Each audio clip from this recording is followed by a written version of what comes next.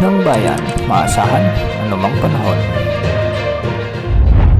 Magandang hapon po sa ating lahat. Narito ang update sa lagay ng panahon ngayong araw ng Martes, May 21, 2024. Sa Luzon ngayong araw ay makararanas ng kalat-kalat na thunderstorms ang maraming lugar na magdadala ng maulang panahon sa hapon at gabi, partikular sa Cordillera Region, sa bahagi ng Benguet, Mountain Province, Abra at Ifugao. Posible rin ang ulan sa Apayao, Kalinga at Nueva Vizcaya. Ayon naman sa rainfall forecast ng GFS model, posible rin ang mga thunderstorms ngayong araw sa Ilocos Region, Cagayan Valley at Central Luzon.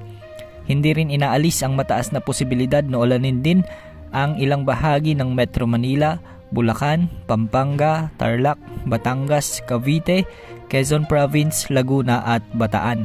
Pagsapit ng hapon at gabi ay posible na ang kalat-kalat na thunderstorms sa ilang bahagi ng Southern Luzon, Mimaropa, Calabarzon at Bicol Region. Sa Visayas ay mataas din ang tsansa ng pag-ulan sa bahagi ng Iloilo, Capiz, Antique, Aklan, Negros Occidental, Northern Leyte, Northern Samar at Samar.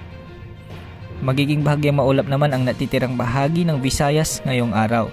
Maging handa rin ang mga taga Zamboanga Peninsula, Soc-Sargen, Sulu Archipelago at Davao Region dahil mataas din ang tsansa na makaranas ng malalakas na thunderstorms pagsapit ng hapon at gabi. Dahil sa patuloy na pagtransisyon ng panahon patungo sa tag-ulan, asahan na mas dadalas pa ang mararanasan ng mga thunderstorms lalo na pagsapit ng hapon at gabi sa maraming lugar. Ayon naman sa latest wind simulation ng iba't ibang weather models, posibleng umiral na ang mahinang habagat o ang southwesterly wind flow sa mga susunod na linggo o sa huling bahagi ng Mayo. Hudyat na ito na papalapit ng panahong mararanasan natin sa wet season o mas kilala bilang tag-ulan. Samantala, dalawang low pressure area ang binabantayan ngayon sa lubas ng Philippine Area of Responsibility. Ang una ay ang Invest 93W na nasa silangan ng Mindanao. Ayon sa wind outlook nito ay posibleng lumapit ito sa Philippine Area of Responsibility sa mga susunod na araw at posibleng lumakas at bahagyang lalapit sa kalupaan ng Luzon o Visayas sa mga susunod ding araw. Posibleng hatakin nito ang nagbabadyang mahinang habagat na siya namang magdadala ng paunti-unting pag-ulan sa kanlurang bahagi ng bansa sa mga susunod na linggo. Ang pangalawang low pressure area naman ay makikita malapit sa bansang China.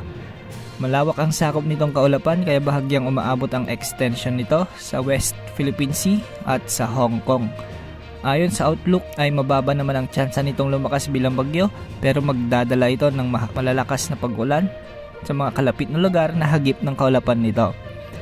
Mababa naman ang tsansa na makaapekto ang low pressure area na ito sa susunod na 48 oras.